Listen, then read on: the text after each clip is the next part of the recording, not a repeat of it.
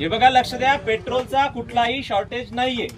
विनाकारण फक्त अफवांमुळे हे सगळं पॅनिक झालेलं आहे.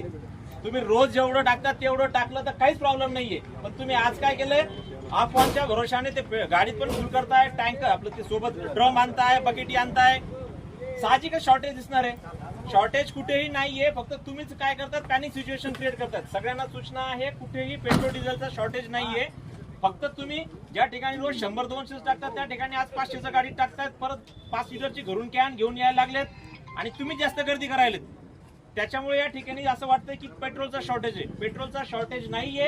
व्यवस्थित लाईनीत या, सगळ्यांना पेट्रोल भेटणार आहे.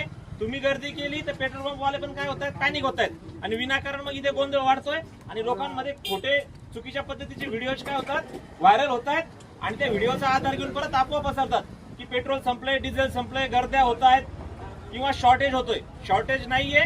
तुम्ही फक्त काय थोडंसं पॅनिक झाले आहे, त्याच्यामुळे जास्तीचे डिमांड करतायत आणि त्याच्यामुळे गर्द्या होत आहेत. सगळ्यांना सूचना आहे, कोणीही अफवा पसरू नका आणि कोणीही ड्रम मध्ये पेट्रोल नेऊ नका. तुमच्या गाडीत घेऊन जा, सगळ्यांना पेट्रोल भेटणार आहे आणि पेट्रोलचा कुठेही तुटवडा नाहीये. ठीक आहे.